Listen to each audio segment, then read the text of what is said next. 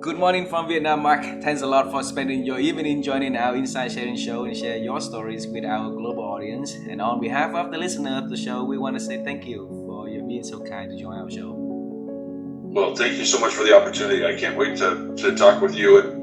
And as we said off the air, it's taken a while for you and I to get this conversation going, and I'm just thrilled to be here. Well, and earlier in the conversation, I said that you're now having a new friend, a new family in Vietnam. So if you plan to travel here with your family, let us know.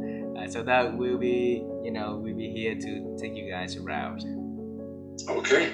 Well, I'm the kind of guy that will take you up on that. So you might regret that, but we'll make it happen.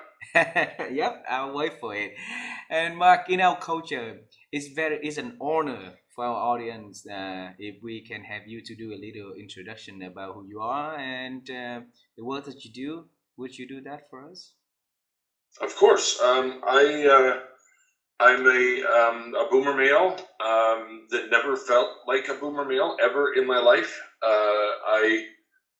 I started my career in the U.S. military and decided that which, by the way, is exactly what I always wanted to do. I knew from when I was a small kid I was going to be serving the United States of America in the military, and then I got in the military. I found out it wasn't so great, and did what every military trained engineer did. After my 4 years, I went to Silicon Valley and had 6 job offers in 2 days. So left the Air Force, went to Silicon Valley in the semiconductor world for 10 years, and left my engineering world quite suddenly. Actually, my then wife did not appreciate how suddenly it was, and started working for myself. 1990, I started working for myself, and I've worked.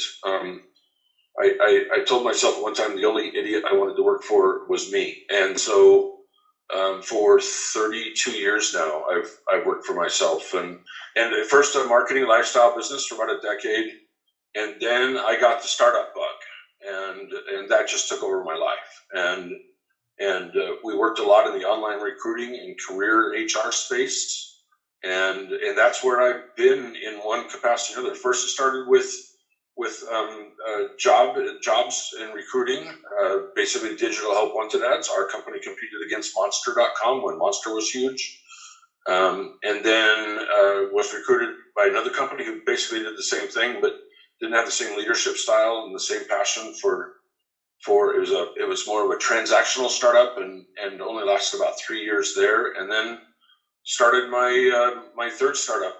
Me and a bunch of partners from the old companies got together and said, this industry is pretty tapped out, but what if we made the focus on relationships and internships and apprenticeships, and we told people how important it was to network and to personal brand and all that. And this is 2009, so social media was still very new then. And next thing I knew was writing a book about the impact of social media on business. And here's what happened, and I'll wrap. It's a long story. Sorry. Our startup was designed to help college students, recent graduates, young careerists find their way in the workplace. And we were helping sell this idea that there was a dream job out there, and get your education, get your internships, get your apprenticeships, and you're going to go have a great career. And the reality became obvious that most workplaces sucked. And most bosses sucked. And so for the last 10 years or so, even though that startup is still alive and flourishing with a small team, my focus has been helping leaders build workplaces that do not suck. And my newest book literally has that in the title. It's called Good Comes First, How Today's Leaders Create a Workplace That Does Not Suck. And that came out last year, and we couldn't be more proud of the impact it's already had. Wow. Congratulations. Let's travel time together in this conversation, all right? Because that's amazing, turning points in your life, in your career, and then at every turning point you make it even better, switching to a career that's more impactful for many other people. So I want to use this opportunity to understand more about the journey that making what you are doing today. All right. So let's travel time together. When I was young, I always wanted to become an astronaut, but life didn't give me any chance to do anything nearby what I wanted to do, right? So, Mark, when you was young, what was your dream about your future, though? Well, it was as I mentioned briefly already. It was to join the military. I wanted to be what we here in America and maybe other places call a lifer. I was born and raised in a very small town in Oregon, and we moved a lot, and hard to make friends, and it was me and John Wayne movies and Army movies and Navy movies, and so I always knew that that's what I wanted to be. That I wanted that adventure. I wanted to travel the world. And so when I was 16, I went to my parents and said, "I need you to sign this piece of paper because you have to be 18 to enlist." And I'm born in July, so I went to high school. I actually graduated when I was still 17. 3 days after graduation, I was in the United States Air Force. So that that was my dream. As short-lived as it turned out to be, that was my dream, always my dream growing up. Uh, and then you in the military for a while, but you found out this is not the world that you wanted to be in. What happened? Well, I think it became.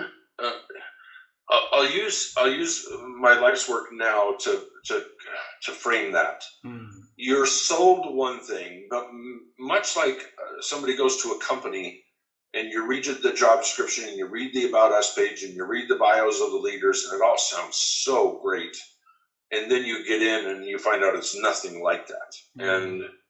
And so it took me 9 or 10 months to realize, wow, I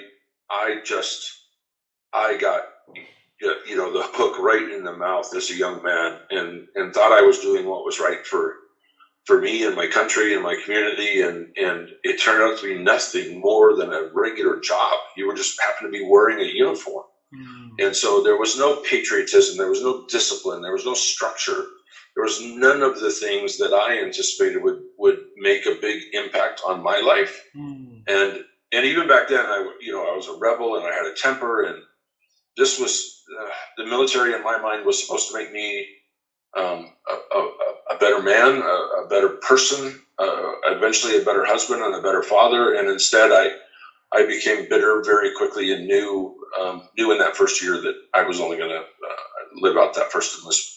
Well, it seems then the business world actually helped and transformed you to become a better, person, better husband, better friend and stuff. So,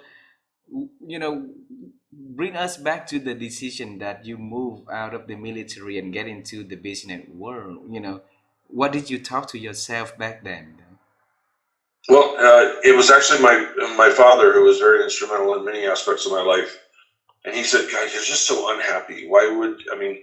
The Air Force was offering me which at the time was, think back, 1981. They were offering me $25,000 to stay in, and at the time I was only making $800 a month. Mm. So $25,000 was a huge amount of money, and I felt like I just couldn't walk away from that. And it was actually my father who said, "You are stationed 80 miles from Silicon Valley. Mm. Get in the truck, drive down, get yourself a cheap motel room, set up a bunch of interviews, and if nothing comes from those job interviews, then fine, re-enlist." Mm. Well, 6 job offers later, and making eight times what I was making in the military, I was a resident of Silicon Valley, and it was actually a really easy transition for me to make because I had been so unhappy, and I found this wonderful company to work for, Mm. and a wonderful boss and mentor, and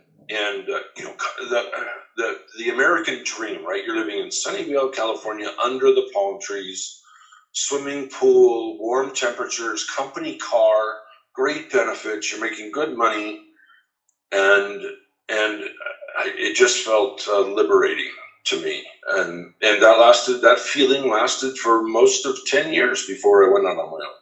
Wow. And why that feeling disappears after 10 years? Well, so I'll try to make this a short story. In the late 80s, early 90s, total quality management. Toyota's TQM, yes. leadership management philosophy Mhm. became huge in the United States. And in my leadership position within this company, I was tasked with being the advocate, the ambassador for TQM within our company. Mm. And we turned heads, and we did some amazing things all over the world. I mean, I got to travel everywhere, and we were making just huge progress. And then TQM became not such a hot topic anymore, and boom, they just cut the budget. They just said, "Okay, we've learned everything we can learn. We're done. We're done with this." Like, no, this isn't something you just train on. This is like a way of life. This is this is a way people think every day. Every day they walk through that door. This is a way of thinking differently. So every time we hire somebody new, every time we recruit somebody new, we have to keep this in mind. This isn't just we're just going to stop this program, like turn off the switch. And they said, well, we're not going to fund it next year. And that day I walked out of the office and just said, no, that just means everything that we've done for the last 3-4 years has been lip service. You were never completely into this, and I felt deceived a little bit, and so I left so suddenly that I didn't realize until after I walked out the door that I drove the company car to work that day, and then had no way to get home. So that's how impulsive that was. Then went solo ever since from then. Yes. Yeah. And then in the business world, there's some people who have so many ideas of what they want to do, and some people who have no idea at all of how they're going to start their own business, right? So at that moment that you left the company, didn't even know how to get home because you drove the company car to work, right? What ideas were in your head to start the whole solo entrepreneurship for you? Well, I had this idea in my head for years, and had certainly discussed the idea with my then wife, and my idea was that if we could teach engineers how to speak sales, marketing, and business development, that would be a huge plus. But if we could teach salespeople how to speak engineer, then companies would triple their sales. And it's something I actually learned from TQM, that everybody has to speak the same language. That you can't just be a salesman and go in and do your pitch and not take the time to understand the needs of the customer. And so we trained our development engineers to actually go out and talk to the customers before they design the next product. And in that way, our customers completely bought into the new product before it even launched. Like we had a queue of sales 3, 4, 5 years in the future, because we had Intel, National Semiconductor, Fairchild Semiconductor, Micron. They were all part of our development team. And so I knew if I could take that to the marketplace, that it would have some value. And yes, it would mean I'd have to travel a lot and all that, because most of our clients were international. But I was young and stupid then and thought, well, that'll be fun. So it worked out really well, because a session I was going to teach for my old company was coming up 6 weeks after I left.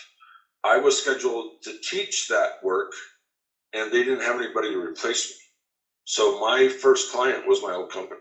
And again, I started making 3 times what I was making with them. And now I'm flying business class instead of coach class, and staying in much nicer hotels. And again, got to travel Pacific Rim, Europe, Eastern Europe, Canada, Mexico. Again, got to travel all over the world. We called it engineering as a second language, a play on the old ESL acronym. And that's what I did for almost 10 years. We helped high-tech companies speak, salespeople at high-tech companies speak engineer, and engineers at high-tech companies speak sales.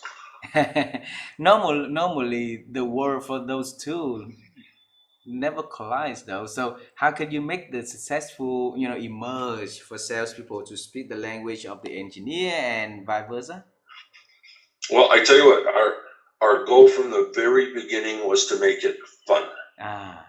Because if people walk into any kind of a change directive, call it training, which we know now does not work in the corporate world, right?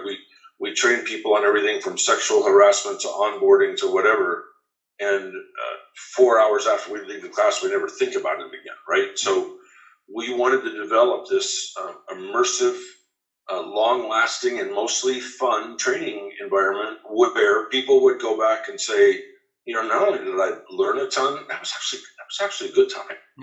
It changed the way I thought about work. Well, once we accomplished that goal, we didn't have to advertise anymore. It was all a matter of referrals. So pretty soon there were 12 of me traveling all over.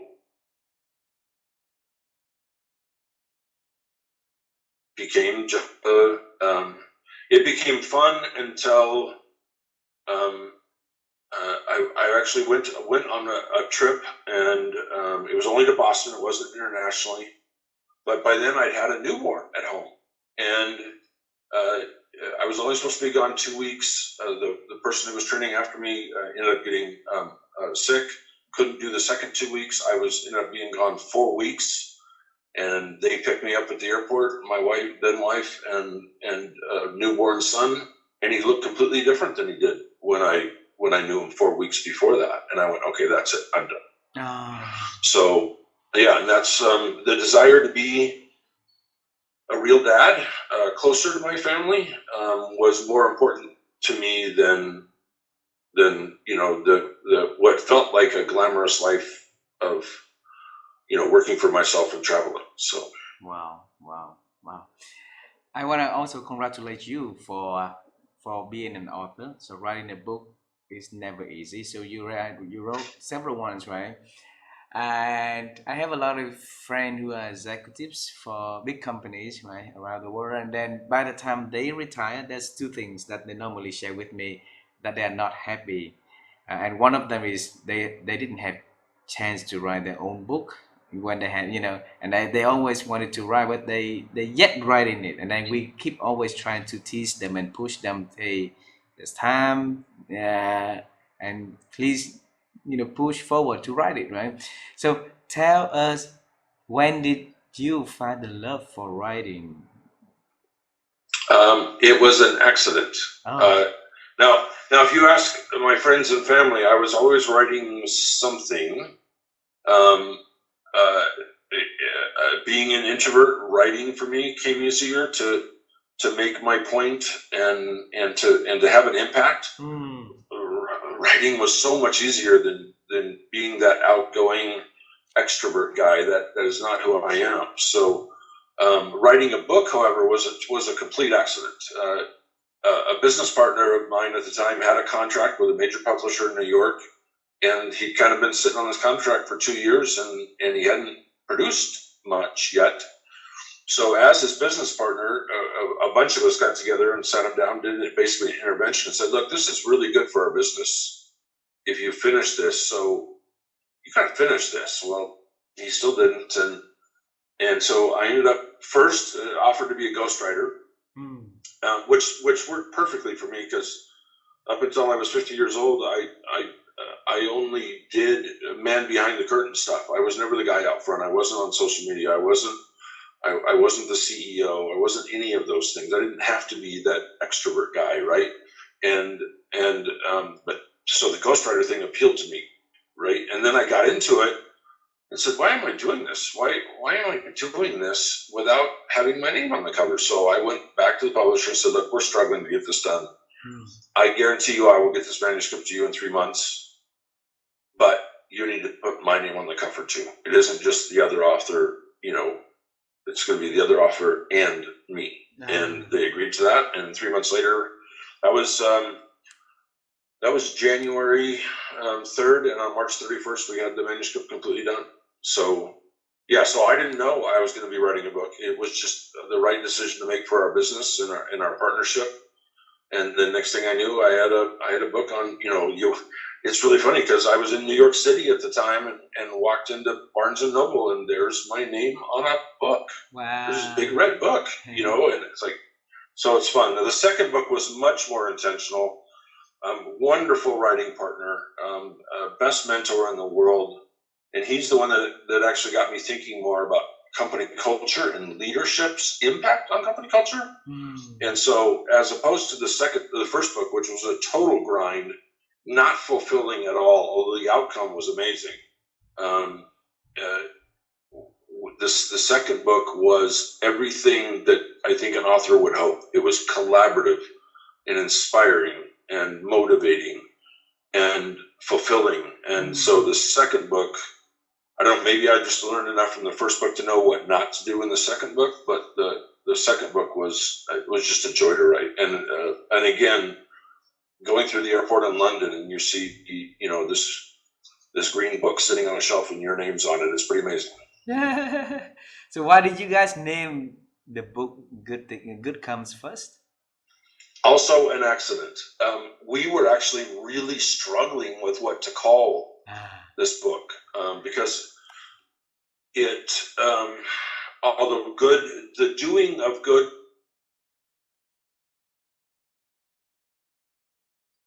to make it a title, and it was actually publishing friends of ours. And we had shared the book proposal with him and said, look, we're having a really hard time getting a title for this. We got this baby and we don't know what to name it. And he said, well, it's in your first paragraph. And the first paragraph of the book proposal said, leaders must ensure that good comes first. And, above profits, above market share. If you treat your employees good, if you treat your customers good, if you treat your contractors and your vendors good, then everything else becomes better. And so Good Comes First became the main title of the book. And again, complete accident. Beautiful, beautiful. Like when you look at the impact that you have, on individual, organization, communities, it keep on increasing because of now you touch into the layer that make significant change in the lives of others, which is the leader, right? And you say you say that 10 years ago you found out that job sucks and bosses sucks, right? And you want to write a book to help bosses less sucks and becoming better, becoming great, so that they can create a better job and great jobs for others. All right. So, what is that in the book that the message you want to come across for people? Well, I think the biggest thing, other than the title, which literally implores leaders to put the doing of good their number one priority, it is developing an intentional company culture. Most company cultures leaders have found over the last 3 or 4 decades have been accidental. And if it's not accidental, it's incidental in that it takes on the personality of the leader. And there's so many examples of this, right? Think of Apple in the Steve Jobs days. Friend was there. Steve was the dynamic force, and the culture took on his personality, right?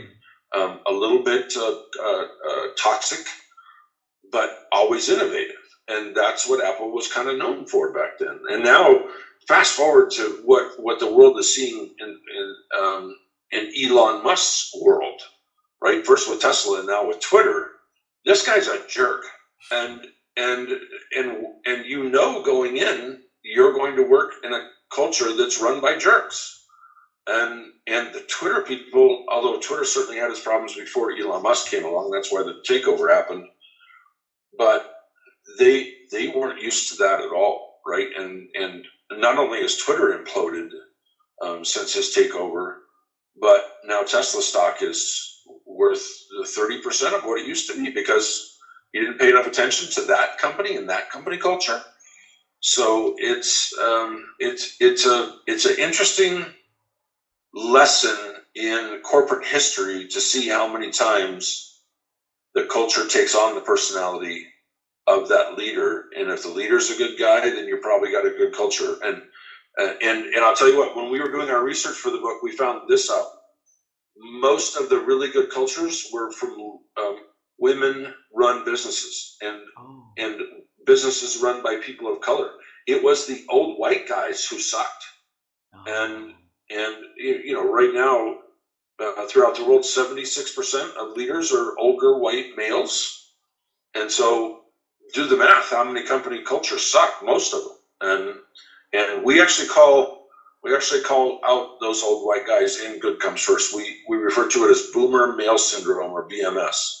And we BMS. talk about how BMS is infecting company cultures, and how hard it is to reverse that once it starts. And the only way to do that is by putting good first, and by building a very intentional company culture that's not dependent on the personality of the leader, but by doing what's good for everybody. What happened to the BMS that make them hard to change, though? Oh, it's how they were trained. Think about the industrial age throughout the world. Old white guys that could afford an education back in the 1930s, 40s, 50s, 60s, they were taught to be jerks. They were taught the only thing that matters is bottom line. The only thing that matters is winning. The only thing that matters is profits. And they literally treated like their employees as just a wheel in the machine. And it wasn't until probably the 1990s, certainly the 2000s, where leaders started going, you know what, wow, if I actually start treating my people well, they'll treat my customers better. And so in that way, Good Comes First, there's nothing new about Good Comes First in that mode. That part wasn't our idea. India had a great leader. China had a great leader that basically said, if I'm working hard to make your life as my employee, contractor, vendor better, you're going to like working for me. You're going to be more engaged. You're going to be more productive. You're going to think more innovatively. You're going to be more willing when I make a mistake as a leader, or we make a mistake as a company. We have this trust. We have this bond, almost a friendship, certainly a healthy level of respect. So when I do make a mistake and I own it, that you're not just going to get mad and leave for the person paying more money. You're actually going to give me a chance to fix it, and that's a big part of Good Comes First. Yeah, Mark.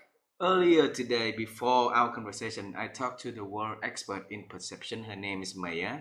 Okay, and it's funny because we all have our own definition about word, about and our life experience forms our perceptions about everything, right? So your definition of good may be different than somebody else's definition of good, right? Those leaders may be defining that it works, that they're already doing something good, and but turn out it's not, right? In other people's perceptions, though. So, what is good definition in the book, though? Well, I'm actually thrilled that you asked that question, because remember how I said the title was accidental?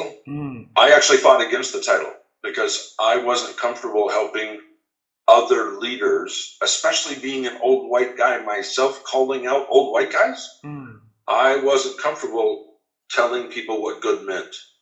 And it wasn't until my co-author, like S. Chris Husbands is the wonderful guy I was telling you about earlier, where we said, what if we dedicated the entire first chapter to saying, it's not our job to define your version of good. That's your job. And so the first thing you need to do is find out what you're doing good now. Not what the About Us page says, not what that first paragraph of the job description says. What are you doing that's really impactful now? What do people like working for you and with you? And then build on that. And when we consult with companies now, the first thing we do is ask them to share what they're good at. And then we go to their employee. We interview the leaders, and then in the discovery process, we interview the actual workers. And very seldom do the two views, the perception of that culture, it does not match. It does not match. Because the leaders are selling the culture, and the people on the floor, in the sales floor, in engineering, out in the field, running the cashier, they're living the culture. They're not selling the culture, they're living the culture. So the two perceptions are wildly different at times, and that's where we have to sit down with that leader in this big, mahogany paneled conference room after leaving the break room with all the, the old school engineering Formica tables and stainless steel counters and all that. We go up to the mahogany room and go, you have no idea what your culture really is. Honestly, you don't. And here's what you're doing great, because we don't want it to be all a negative message, right? Here's what you're doing great, and here's where your view, your perception of company culture varies wildly different from the people who work here. Wow. And once we get a leader to go, wow, I didn't know, right? Well, now we can work on change. Now we can start having an impact. And yes, the whole process takes 12 to 18 months, but you can have a major impact on company culture in a week or 2 weeks just by doing what we call random acts of leadership. And so it's inspiring to have a leader listen to what makes this big delta, this huge gap between your version of your company culture and your workers' version perception, and then to have them just like walk the floor and actually implement some of the suggestions that we've made in the book and in our consulting, and just have people go, what just happened? He actually started a conversation with me. He's been here 7 years. I've never talked to him. I'm actually a little scared of him. I didn't even know he could talk. Oh. Right? And now we're just building one relationship at a time, and word spreads. It becomes, we call it a contagious pocket of excellence. Word spreads that leader is now trying really hard now to build those impactful relationships. And it's pretty amazing to just sit back and watch the impact it has. Yeah. But Mark, I believe leaders have talent because of somewhat of their talents that make them become, getting on the top of in organizations, right? And whatever is not working is the way for them to fine tune and change and make corrections. And but that's one thing we never change for leader is time. They always have a limited time, and building culture requires them to have intentional and put a lot of time in. And how can we tell those busy people to really invest more time so that they can create more impact on the works they do, Mark? Well, it probably doesn't surprise you, but the first question we usually get after the discovery process is over, and usually after, I don't know, they've read the first 6 chapters of the new book, is to say, great, when am I going to do that? I'm already working 14, 16 hours a day. I hardly ever see my wife or my kids. I don't even know my dog's name anymore, right? I'm constantly tired. I don't have time for this. And we have to explain to them that once you start putting good first, once you start making workplace respect as just as important as the results you're driving, profits, productivity, all the metrics that leaders have tracked since the early 1900s, once you make the giving and receiving of respect just as important as those results, your time opens up, because now you're doing much less conflict resolution. You're doing much less hiring because people actually want to stick around. You're doing less onboarding and training. And once you start building these contagious pockets of excellence, not only are you as a leader doing all of these things, but now all of your leaders are doing these things all the way down. It's I hate the phrase trickle down, but it's very much a top down thing. When the company leaders from the foreman on your manufacturing floor all the way up to the CXO, when they see that top leader change and actually start to work to make respect as important as results, to put good first, then time opens up, and we're not dealing with arguments. We're not dealing with politics. Mostly, we're no longer dealing with drama. And And the Western workplace, not just the United States, not just North America, but everybody who's designed their workplace after those places, or maybe Japan, when you get rid of the drama, oh man, it actually, not only does it,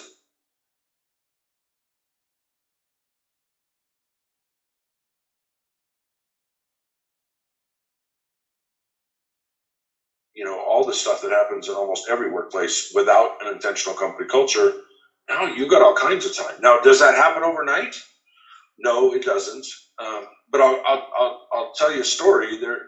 We had a leader in Seattle, Washington, and this leader I was telling you about, people are actually afraid of him. And understandably, he loved the weight room.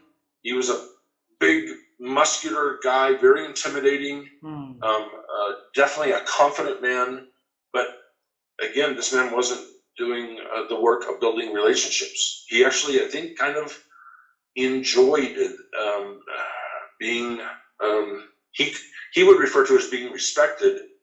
We looked at him and said, no, they don't necessarily respect you. They don't know you enough to respect you. They're afraid of you. And he's the guy that I said, and it was late one night, and he was getting very exasperated with me. And he said, what do I do? Just tell me what to do different, and I'll do it. I said, okay, you want an example? It's 7:35 in the evening. Most of your crew is still out on the floor. Why are they still on the floor? Because you are. So just let's you and I take a walk around these cubicles, the third floor in Bellevue, Washington, and ask people, what are you guys doing here so late? What are you working on? What can I do to help you get home at a decent hour? And that's what he did. And so now, instead of having to deal with overtime issues and running behind on deliverables issues and missing deadlines and burnout and fatigue and the drama that came from everybody being mad because they had to work late every night, they went, oh my God, he actually cares about us. He actually asked how he can help us get home to our families. And overnight, it changed the culture. Overnight, boom, done. The next morning we walked in, and it was just like I described. Everybody was going, you're not going to, his name was also Mark, by the way. You're not going to believe what happened. Mark actually walked around and talked to people last night.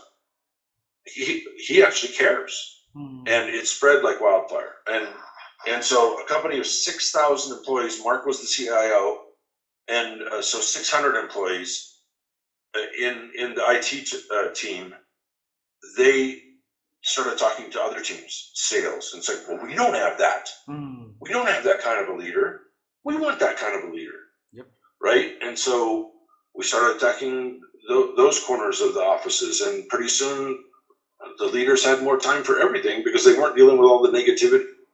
Beautiful, beautiful. See, if we can have many more leaders like that who cares and bring goods at work, right? Imagine the life for the employees and the people they are in contact with every day. How that beautiful world could be. Yeah. Well, and I have to tell you, here's a secret, because people might hear that story and go, well, I'm not the CIO, I'm not a CEO, I'm not even in the C-suite. I just run a team of 12 people.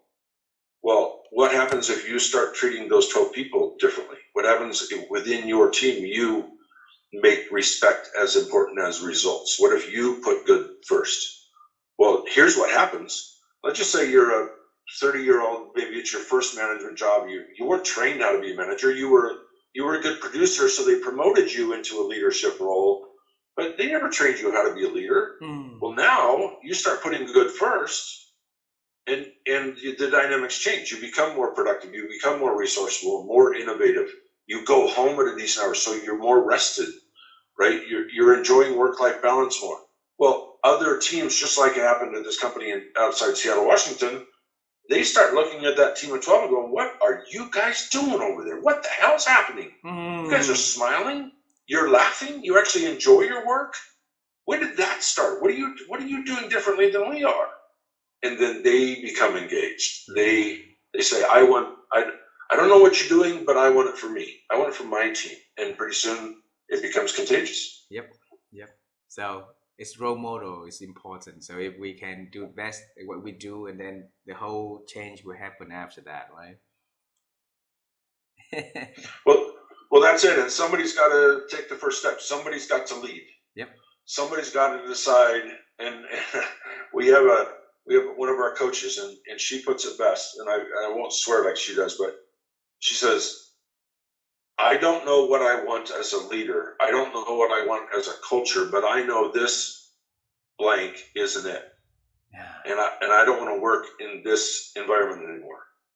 And so, if nothing else, for my sake, for my mental health, for my work-life balance, I'm going.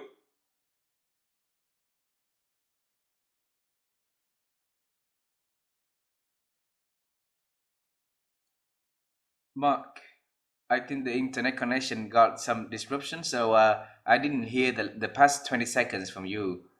Oh, Yeah. should we do it over, or What does the coach say? how's it? That she know how it is inside of a good culture, and she doesn't want to be in the works that she was in anymore. So Right, and then I followed that up by saying that once she said, I'm going to make a difference. Once I'm going to make my life better, my work-life balance, my productivity, my mental health better, then it'll make everybody else's better too.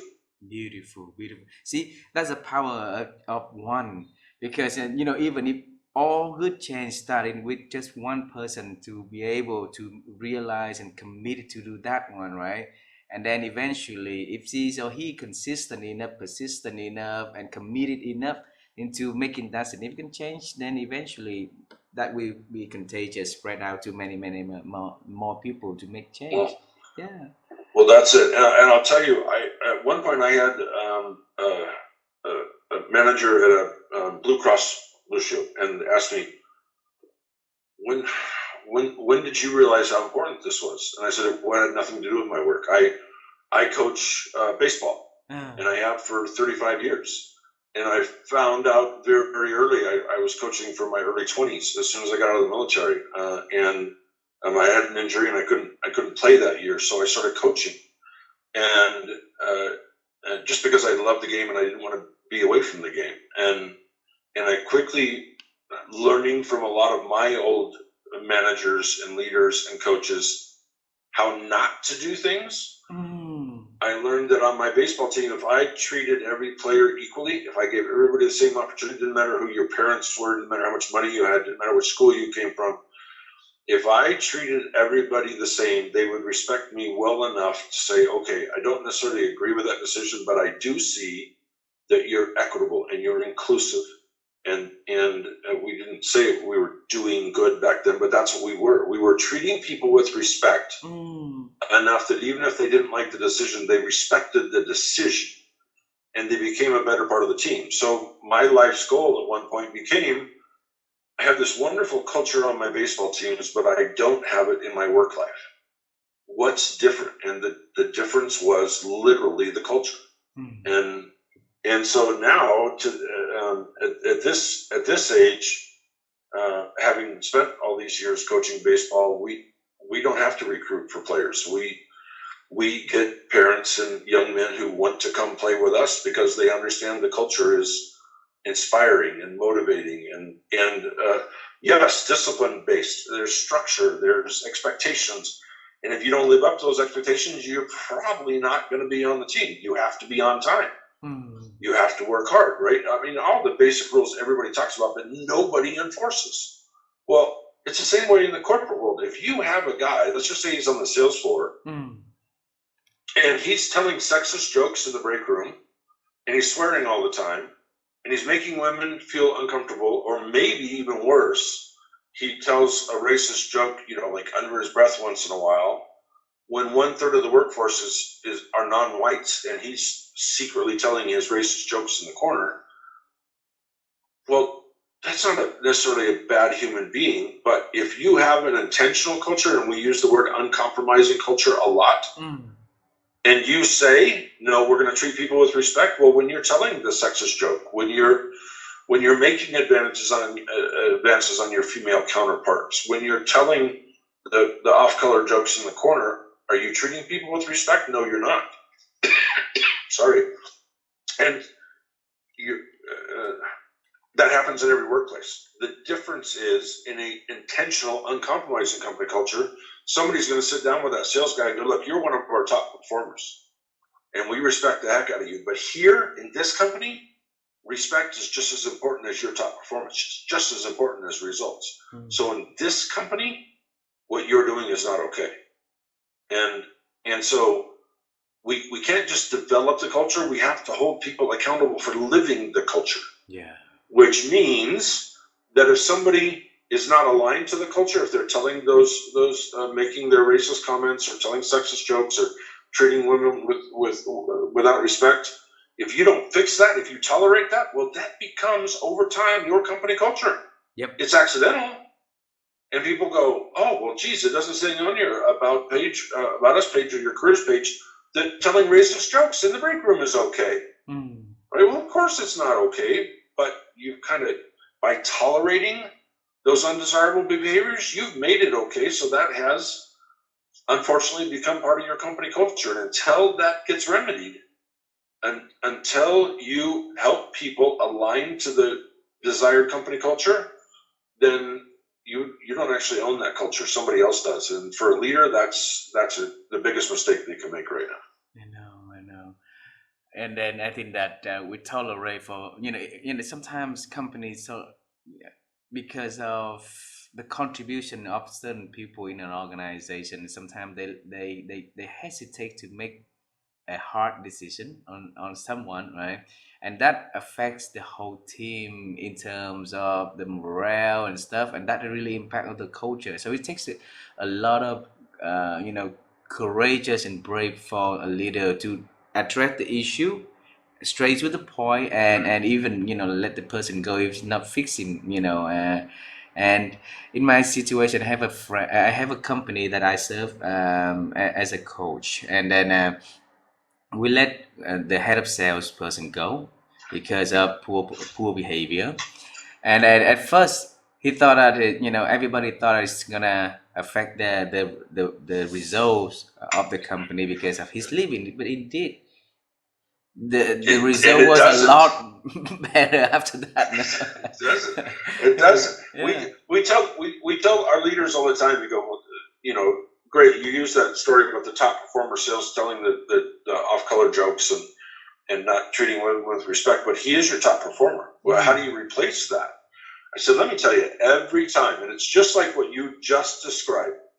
Every time we don't just show people the door, right? Although we do say if they don't align to the desired culture, eventually you have to lovingly set them free.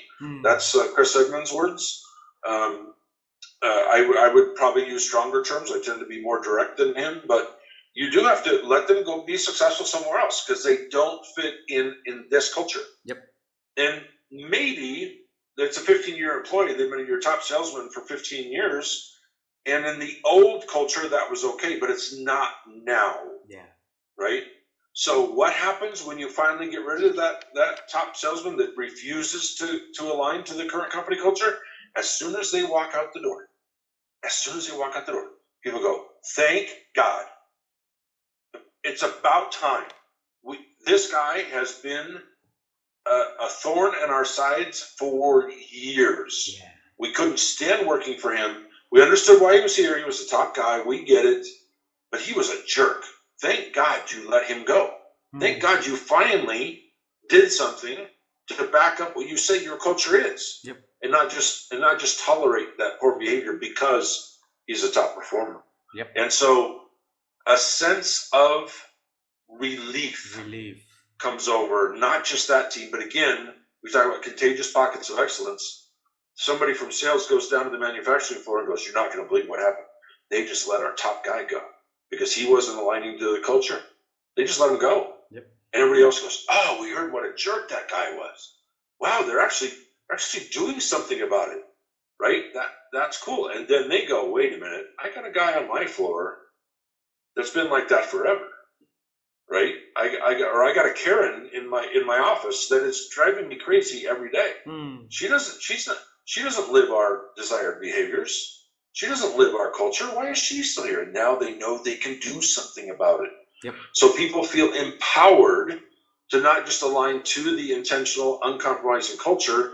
Now they expect others to align also. And when they don't, it becomes much obvious much sooner. And pretty soon, even though we might have to let some people walk out the door to go be successful somewhere else, much more people, and pretty soon everyone is aligned to the culture. And now we don't have the politics and the drama and the racism and the sexism. We don't have any of that anymore because everybody is intentionally aligned to this desired culture. Beautiful, beautiful. Hey, Mark, I have two last questions before we end the conversation today. And the first question is about thinking. I really enjoy meeting good thinkers, and over the years, my wife and I have been on the quest to help people to grow their ability to think simply by asking experts like you how you think. So, the question I want to have for you is over the years, how have you been helping yourself to improve your ability to think? Well, that is something that I actually talk about a lot. I mentioned earlier that I'm not just an introvert. I'm like a devout introvert. I don't want to be anything but an introvert. I like the situation that I'm in now. When I need to go do a keynote or a book tour or whatever, I can rise to that occasion. So some people would say I'm a situational introvert. But I found out very early in my life, probably as a teenager, that I get my energy from quiet reflection. Mm. That some people get energized by being around people or listening to podcasts or whatever triggers them, whatever inspires them.